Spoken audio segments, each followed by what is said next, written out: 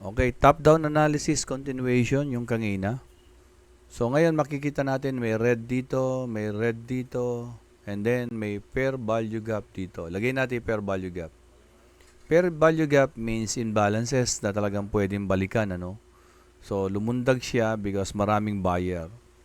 So maraming buyer, kulang ng seller, ganon. Yan. So pwedeng balikan niya yan. May mga naiwan na buyer yan.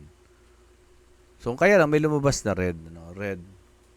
So kung lalagyan natin ng pibo yan, from this red candlestick to that red sa taas, so the fair value gap is below the 61%. And then this is the swing low na pwede talagang balikan. Ayan. So nasa isip natin yan na ang the higher time frame na daily is pwedeng balikan itong area na to. Then 4 hours. Sa 4 hours makikita natin na merong downtrend.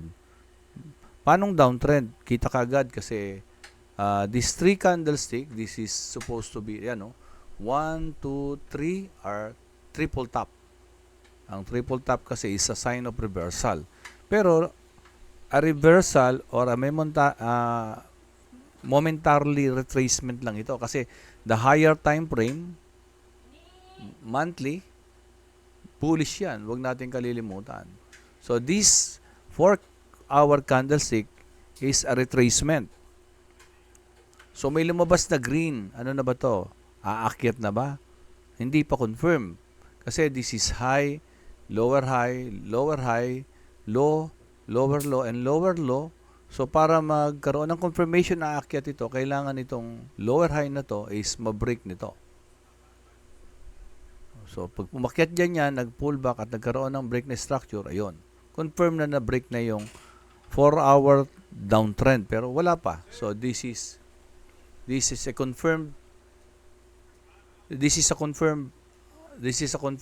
downtrend.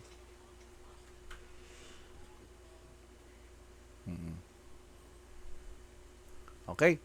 So if we go 1 hour, ganun din.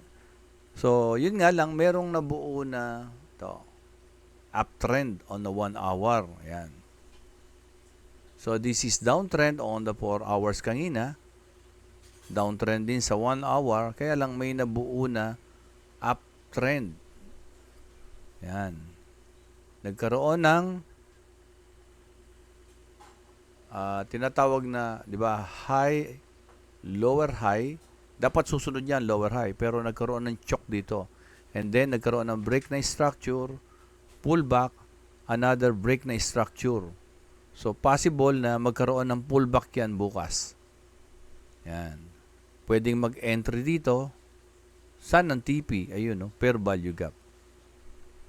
Saan ang stop loss? Pwedeng dito. Kung ang entry mo dito, ilan ang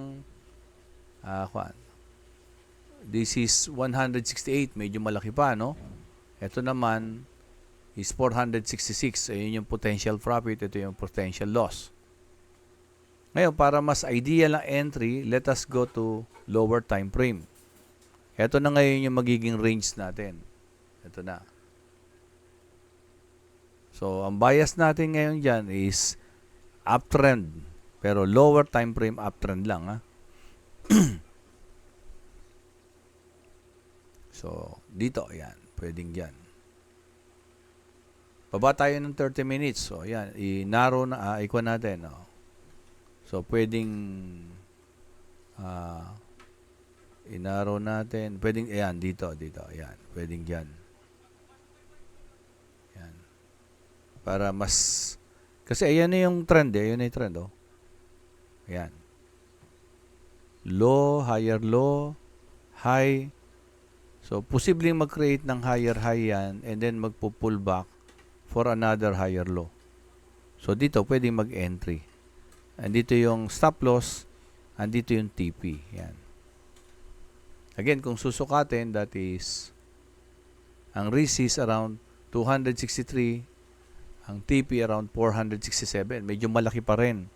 Kaya, we try to go lower time frame para mapaliit natin yung risk. Okay. 15 minutes. So, inarrow natin. Inarrow, ayan. So,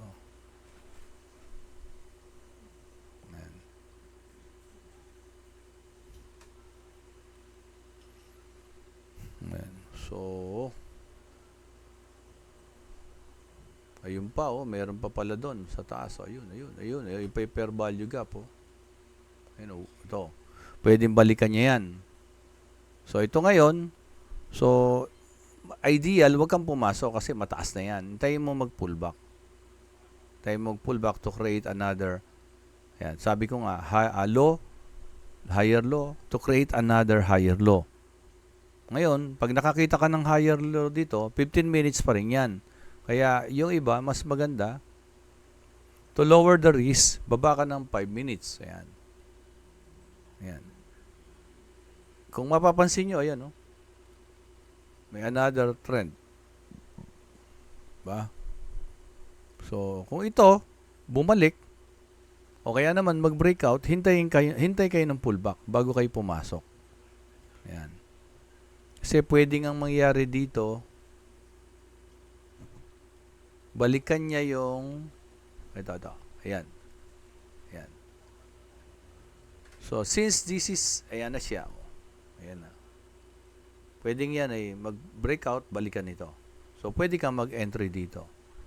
Mag-entry mo dyan, dito yung stop loss. Pwede dito yung TP, pwede yung TP dito, ayan. Pero at least mababa na yung risk mo. Kung maliit ang kapital. So, sukatin natin, magmula dyan, papunta dito sa stop loss na 81 or mga 100 pips. So, medyo maliit na yung risk na yon. So, pag kumita ka ng mga $5, so, di labas.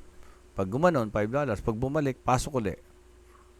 Pag nagpakita ng red, TP. Pagbalik daw, pasok ka ulit.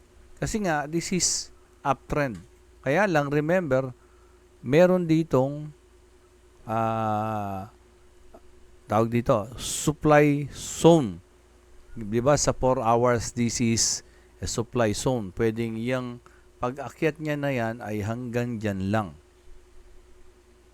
Kung nakasell ka hanggang sobra dyan, baka mamaya dito, bumalik, nawala pa yung pinakakuan mo, nawala na yung kinita mo, na negative ka pa. Which is nangyayari sa akin dati.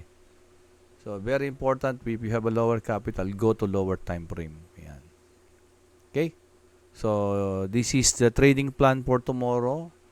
So, pag bumalik ito, ayan, bumalik, at nag-breakout, yun, pullback, pasok. O kung nag-breakout dito, bumalik, yan, inabot pa tong fair value gap na to, inabot ito, o nag-liquidity sweep, pasok, ayan. At least mababa yung risk natin.